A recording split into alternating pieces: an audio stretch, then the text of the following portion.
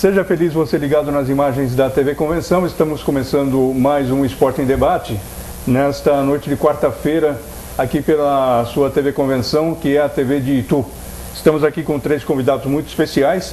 Eu tenho aqui ao meu lado o Sérgio Ramires, que é o técnico do Ituano, o Paulo Curió, que é presidente da Liga Nova Itu de Futsal, e também o nosso companheiro, o Ivan Valini, que é nosso companheiro do Periscope, e também um jogador de futebol de mesa, aquele futebol de botão que a gente conhecia na nossa infância, né? Que hoje é um esporte reconhecido e muito importante.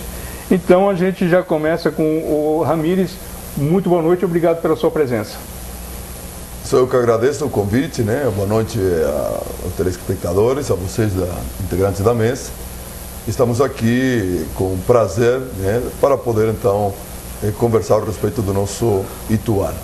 Muito bem, nós temos também o aniversariante da última segunda-feira, que é o Paulo Curió. Curió, olha, não se chega aos 85 anos dessa forma, parabéns. Com certeza, obrigado. É um prazer estar aqui novamente, Moura. Boa noite, Moura. Boa noite, professor Sérgio. É um prazer conhecê-lo. A gente não tive a oportunidade de conhecê-lo pessoalmente, Ivan. É um prazer estar com vocês aqui novamente. E nós temos aí o Ivan Valini.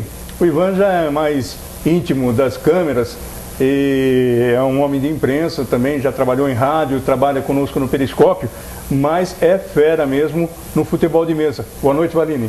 Boa noite, Moura. Um grande abraço ao professor Ramires, Curió, aos telespectadores da TV Convenção. Satisfação poder estar voltando aqui na casa. Pois é, voltando na casa, né? E a gente já começa, bom, primeiro dizer que essa camisa maravilhosa, para quem me conhece sabe o peso dessa camisa aqui, sobre essa carcaça, mas a gente tem aquela proposta de cada programa estar apresentando com uma camisa, e isso já aconteceu com a gloriosa camisa do Ituano no nosso programa de estreia. Na semana passada tivemos a camisa do Botafogo, né? Do grande Garrincha, de tantos outros, de Túlio Maravilha, né? E agora nós temos aí a camisa do Ituano.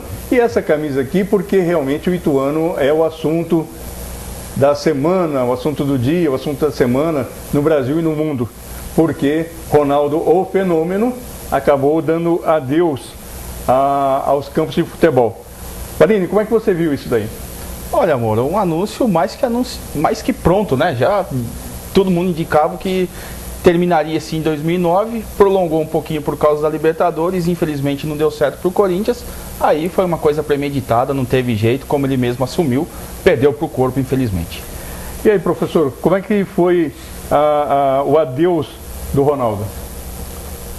Bom, a gente dedicado há muitos anos também ao futebol, né? Praticamente eu tenho aí quase 40 anos de profissão como ex-atleta, como técnico e como diretor que já fui do Curitiba Futebol Clube. A gente sente, na verdade, um vazio muito grande ao perder um grande atleta, um astro, um fenômeno, como foi apelidado, que é a verdade, né?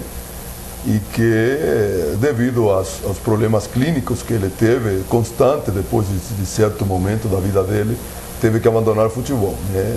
Nós vamos sentir muito isso porque o futebol brasileiro vive de ídolos, né? Vive de exemplos, né? Como foram muitos tantos aí anteriores, como Pelé, Garrincha, recentemente mais o Zico, Sócrates, enfim, muitos e alguns que estamos esquecendo, né? Vamos sentir então a ausência nos gramados de uma figura de esplendor, de espelho, como jogador de futebol e como pessoa também. É impressionante, Curió, de uns anos para cá, e o Ronaldo não foge a essa regra, os grandes craques começam nas quadras, né? Com certeza, a maioria dos grandes craques de campo começam na quadra. A gente tem exemplos aí de vários exemplos, Neymar, vários exemplos, Robinho, exatamente, e o próprio Ronaldo. Eu sou fã do fenômeno, como o Ivan falou, já era um final esperado. Eu só lamento de ter sido agora numa fase tão conturbada do Corinthians, só isso. Muito bem, agora falando com o professor Sérgio Ramires, que é o técnico do Ituano, ele como vocês já, quem não sabe, quem não conhece ainda, já pôde ver pelo sotaque que ele é uruguaio, né?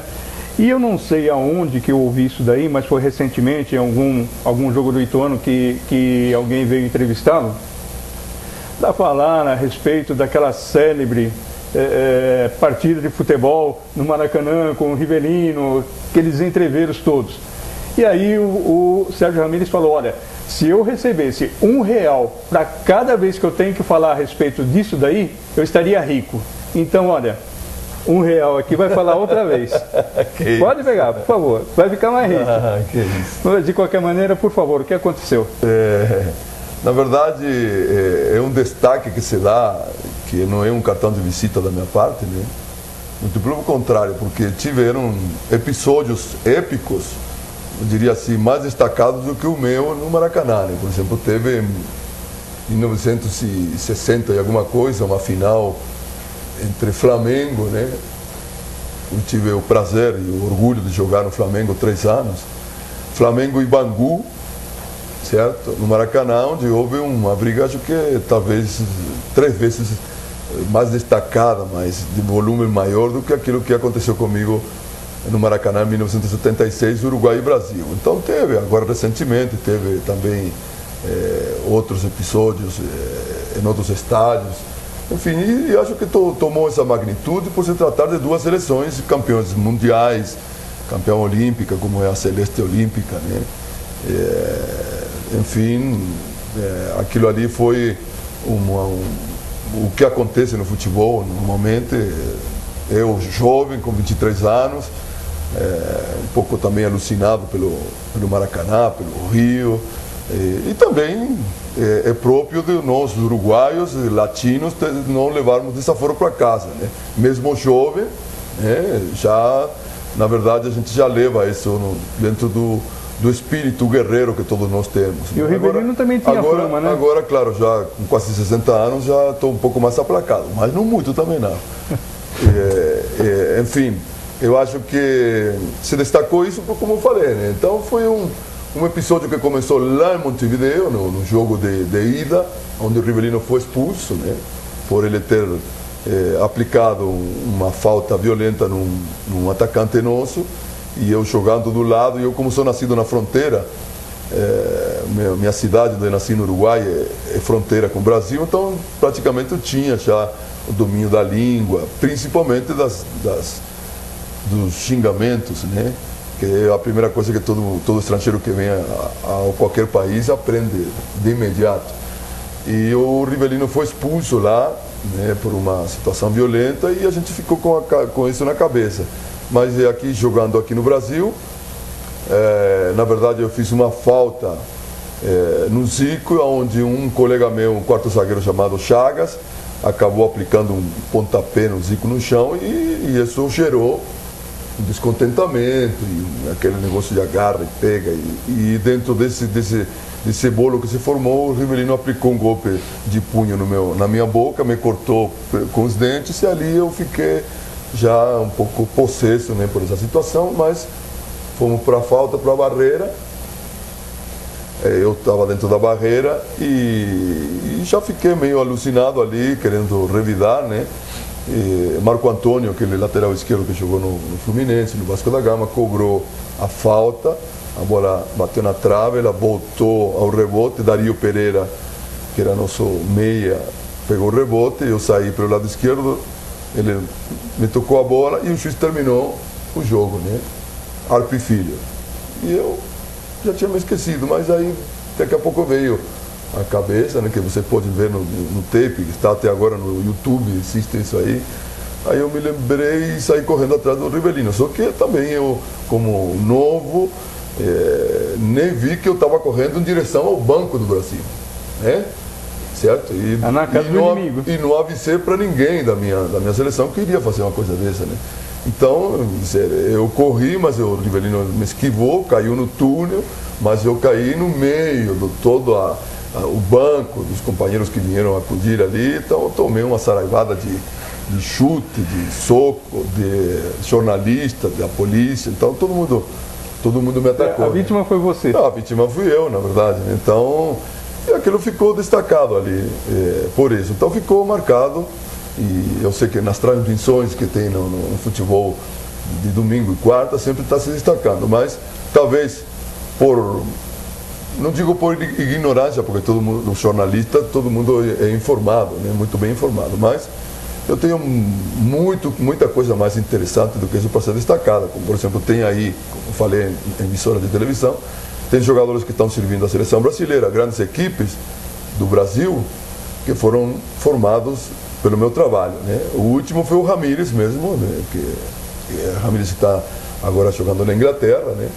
Ele saiu do meu trabalho no Joinville em 2006, eu era treinador do Joinville, e fomos nós que revelamos o Ramírez. E também o Marcos Assunção, que está jogando até agora, foi revelado comigo no Rio Branco da Americana. Ele e o Alexandre eram 2 volantes. Eu cheguei, a segunda vez que cheguei no Rio Branco da Americana, a primeira foi em 94 e a segunda foi em 96, e encontrei 2 volantes veteranos no Rio Branco da Americana, que era Norberto, que jogou no Internacional, jogou no Grêmio, jogou comigo também no Pinheiros de Curitiba, quando era guri, e o outro era Marco Antônio Boiadeiro. Eram os 2 volantes titulares no Rio Branco da Americana. E tinha nas categorias de base o Alexandre, que é daqui de Brotas, né? Que jogou no São Paulo, no Internacional, e o Marcos Assunção no banco. E nós colocamos os meninos, não saíram mais. Então tem muita coisa mais interessante que pode e deve ser divulgada, né, da nossa carreira, deixando. E joguei 94 jogos no Flamengo, né, fui tricampeão carioca, fui campeão na Europa com o Flamengo, joguei 36 jogos na seleção uruguaia, né, que isso é importante, né, vestir 36 vezes a camisa do nosso país. Enfim, como técnico também já fui campeão em Santa Catarina, no Nordeste. E enfim, são coisas que são mais interessantes do que aquele episódio com o Rivelino, que me une uma grande amizade e eu tenho um grande respeito por ele, né? Que isso também é uma coisa que tem que se destacar, que eu tenho assim uma admiração muito grande. E como atleta jovem, você sabe que naquele momento teus hormônios estão lá em cima, né, também, né? Claro. Acabou acontecendo aquilo ali, mas não é cartão de visita do Ramírez isso aí. Tá certo, claro. E agora vamos falar um pouquinho do Ituano, até porque falar da Celeste Olímpica aí a gente vai ser obrigado a lembrar de Sub-20, do 6-0. Vamos falar um pouquinho de Ituano. Não, mas nos deixamos porque já estava classificado. Tudo uma festa. Foi uma festa, né? O combinado era 6-6, né? Alguém faltou o ensaio, aí ficou 6-0, mas tudo bem. Sérgio Ramírez, como é que está a situação do Ituano, que veio de uma vitória sobre o São Bernardo, deu uma embaladinha e já tropeçou com a equipe do Corinthians? Não, ganhou do São Bernardo e depois tropeçou contra o Bragantino, né? E agora está flertando com a zona de rebaixamento, preocupante. Não, nós viemos de uma vitória de 4 resultados positivos, né? Perdemos para o Corinthians e perdemos para o Bragantino. Antes do Bragantino. Assim, foram 2 derrotas seguidas, é verdade. Bom, nós iniciamos um trabalho minucioso, diria assim, né? Com selecionar jogadores que participaram da Copinha, né? Selecionamos alguns jogadores. Na verdade, essa seleção já praticamente existia por parte da direção. Eu cheguei no término da Copinha, observando um único jogo contra o São Bernardo, justamente quando se perdeu lá em São Bernardo, e depois ficamos trabalhando na montagem desse elenco, né? Um elenco que é um elenco jovem, que tem as suas virtudes, as suas qualidades, e como a maioria de todo jovem, tem coisas para ser aprimoradas, né? Então sendo aprimoradas em uma competição bastante difícil como é o Campeonato Paulista, né? E tivemos mesmo alguns partidos, alguns jogos, com derrotas, como o caso do Palmeiras, também alguns momentos do jogo contra o Corinthians, né? Tivemos bons momentos, né? O início do campeonato nosso foi bom, apesar de nós termos perdido o jogo para o Paulista de Jundiaí, onde tivemos um segundo tempo, um volume muito bom de jogo e que o goleiro do Paulista acabou sendo a figura preponderante para que a gente não alcançasse um resultado melhor, né? Enfim, e agora, na verdade, nós estamos em uma situação aí um pouco escabrosa, né? Que sempre é preocupante, e buscando a superação, buscando de que essa equipe encontre o seu nível de não encontrar oscilações, né?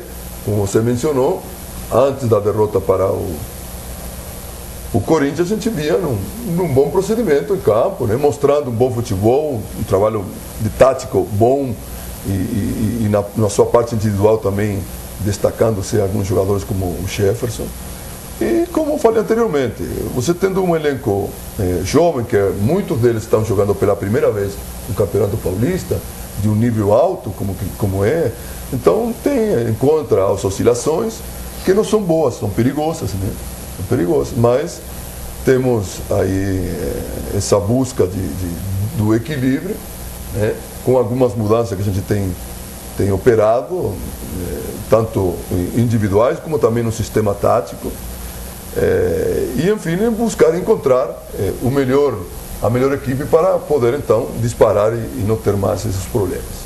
Professor, em cima dessa questão, nós tivemos 8 partidas do Ituano até agora no Campeonato Paulista, com 8 formações diferentes. Até que ponto isso atrapalha e o porquê que está se chegando nessa situação? Bom, eu não vejo que tenha sido esse o problema de oscilações, né? Mesmo porque, se você tem um elenco de 29, você tem que usar os jogadores, né? Quando a parte, algumas mudanças, elas se dão que foi pouco o índice disso na parte clínica, né? Você tem que substituir um jogador por algum problema clínico que ele tem. E a maioria delas por sistema a parte técnica, quando um atleta não te rende o que você espera e o que ele pode render, você tem que acabar cedendo lugar para outro companheiro, né? Outro colega que está à espera disso aí. E mesmo assim, nós tivemos aí 4 jogos de bons andamentos, né? Alguns empates e vitórias fora de casa, e onde teve mudanças, e as mudanças que foram operadas e foram feitas, elas deram resultado. Então, e por isso que você tem um elenco de 29 atletas e eles treinam diariamente, todos, e têm condições de trabalhar. Então, eu acho que aquela máxima que tem, que time que está ganhando não se mexe, eu acho que sim, você tem que mexer. Tem que mexer, inclusive até também para você manter o elenco com bom astral e sendo incentivado, né? Senão daqui a pouco você vai perdendo os atletas porque falta de incentivo um jogo, e eu acho que é por aí. O futebol hoje, quem dera para nós, o futebol, ter a felicidade que tem o futebol de salão, né? Que você trabalha. Com certeza. Né? Com certeza. Que tem a opção que o futebol de salão tem. Eu acho que isso tem que mudar no futebol, né? E no futebol, então, acredito que não tenha sido, talvez, essas últimas oscilações, dois jogos, né? Porque desde o início do campeonato, eu acho que 5, 6 jogos, nós tivemos uma boa produtividade, né? O jogo contra o Corinthians, que acabamos tendo aí aos 2 minutos o time se desligou, tomamos um gol, né? E isso deixou o time um pouco emocionalmente desestabilizado. Depois, logo tomamos outro gol de bola parada, né? E equilibramos o jogo.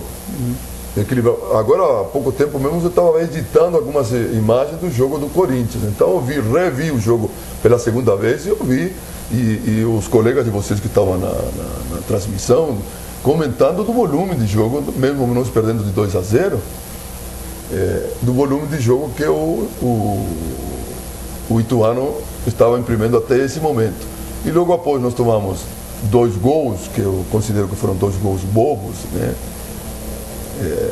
O último, nem se fala, o terceiro gol, quando a bola estava no nosso pé, tentamos sair jogando pelo meio com o zagueiro, roubaram a bola e o Lietzson acabou fazendo o gol dele, né?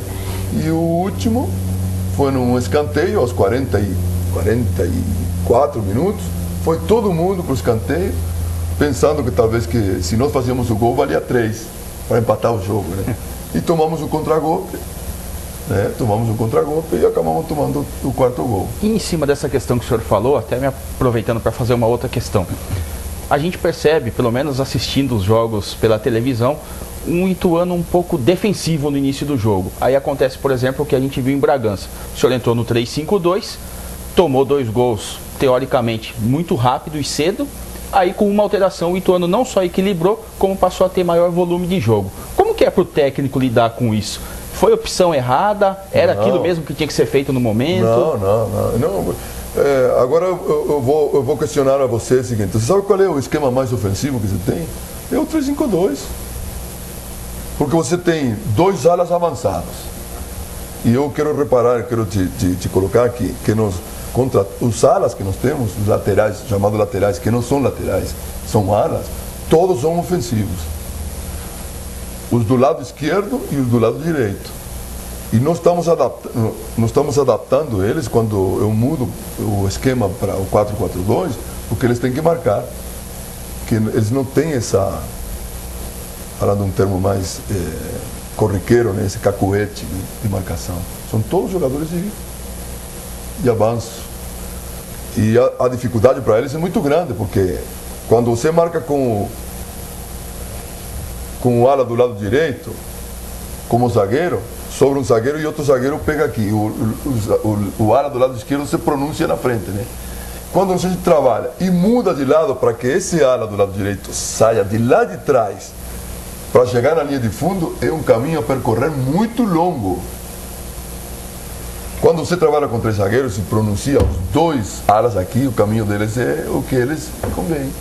Então não é um esquema defensivo. Mas o Ituano melhorou depois que saiu do 3-5-2. Também porque melhorou, porque o adversário também mudou. Ele recuou. Tirou um atacante, colocou um meia e ficou com o homem na frente. Não, e óbvio que também melhorou por isso também, porque, mas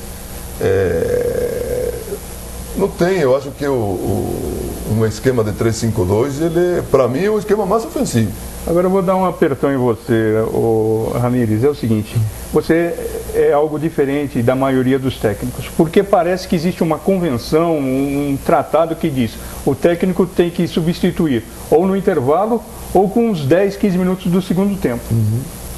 São poucos os técnicos que já no primeiro tempo têm a coragem de pegar e mudar uma peça aí para tentar, a não ser por contusão, evidentemente. Mas você não, às vezes, já mais de uma vez nesse campeonato, no primeiro tempo você já fazia a modificação. Isso daí pode ter 2 variantes.